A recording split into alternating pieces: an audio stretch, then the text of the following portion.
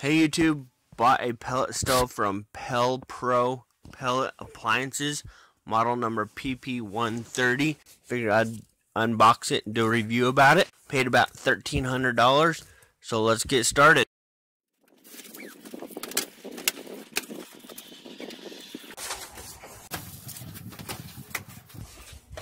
Alright, looks like it's all framed in with tube-befores.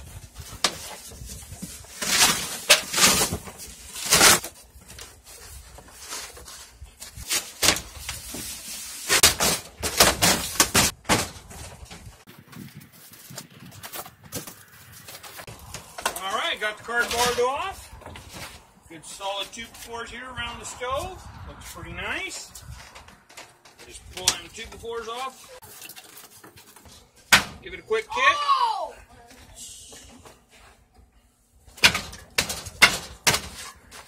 Alright. Put that off to the side. Don't need that. Need to make pellets out of it. Alright. Put that off to the side. Get it all here. Spin it around here.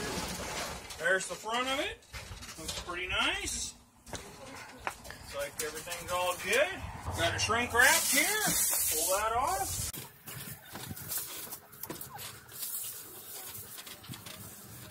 Alright.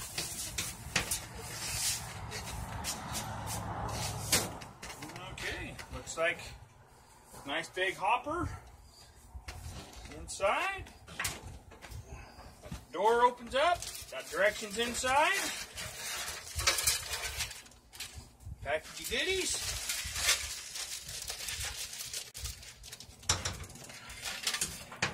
I'm gonna figure out how to get it off the pallet here. Figure out what's on there. Feel anything?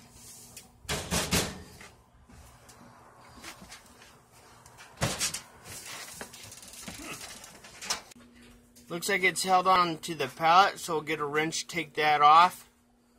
One on each side.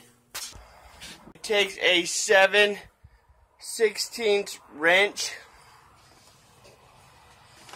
I'm just gonna go ahead and undo those and go from there.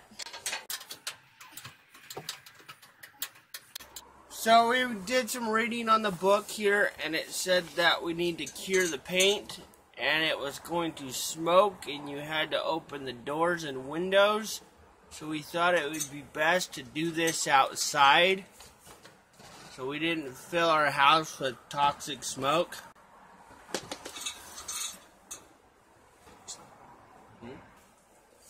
If you look closely, you can notice on the right side there, the smoke and stuff coming off of that and around the door as it's curing. Best to do it outside.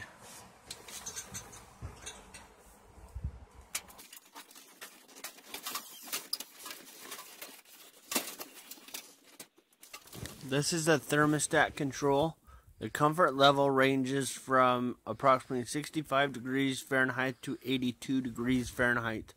Once desired comfort level is achieved, the appliance will automatically shut down and turn off. When the temperature in the room drops 3 degrees below the desired comfort level, the appliance will automatically restart. Came with this bag of goodies, so let's see what's in the bag of goodies. Looks like it came with the owner's manual, piece of flex tube, a vent for the cold air intake. There's the screws are down in there. The power plug, a hose clamp, the handle for the door, the scraper tool for the fire pot. Okay, so we got these bolts here on the back. Just get your Phillips screwdriver, loosen them a little bit.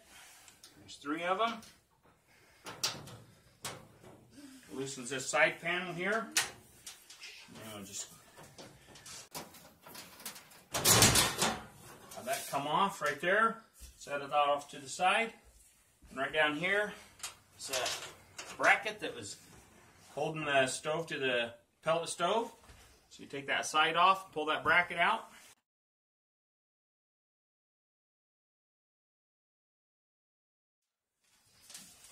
It looks like you got 3 ears here. Come off of this. There's 3 little grooves there. Stick those inside. Get those lined up.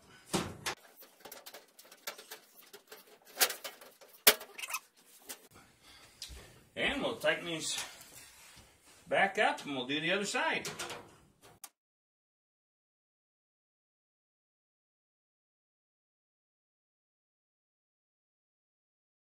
Alright, the hopper is a 130-pound hopper, which is approximately 3.25 bags, or 3 1/4. It's got a upward auger that runs up instead of sideways.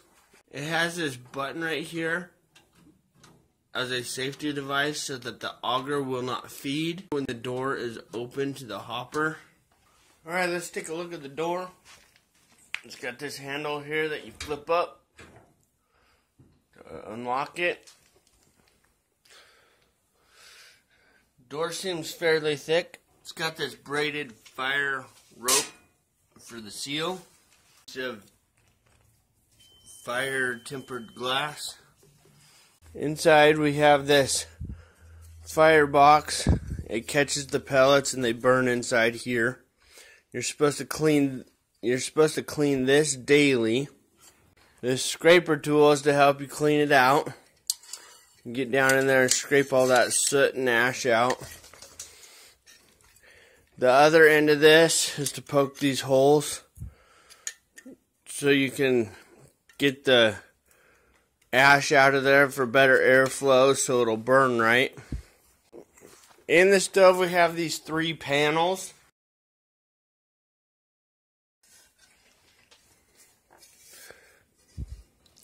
You're supposed to remove these monthly and clean them, clean behind them.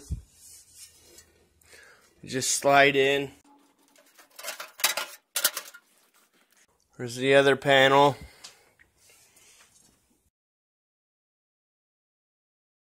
And there's the 3rd panel. Okay, so the piece of like this is the handle for the door, and it just screws on.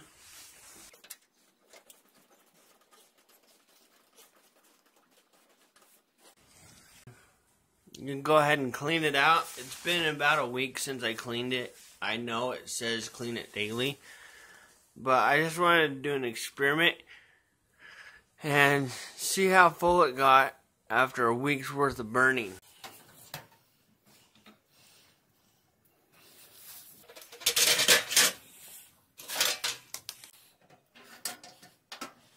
Important when you do this that you let it cool down before you open it and touch it so you don't burn yourself.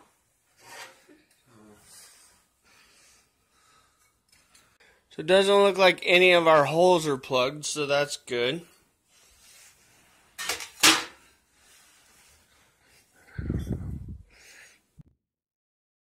So about a week's worth of burning, that's what it looks like. So I'm just going to dump that out.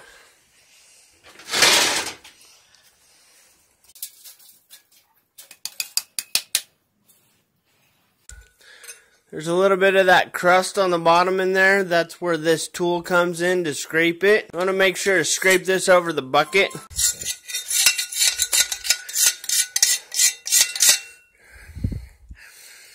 Okay. So that's done. I will go ahead and put this fire pot back together. And we'll go ahead and stick this back in the stove. So about a week's worth of burning, there's that much ash in the bottom of the stove. So I'm just going to go ahead and push that out of the way.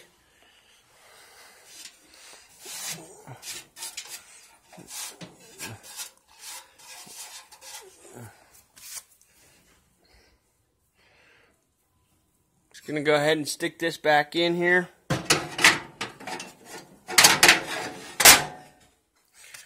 And she's ready to go.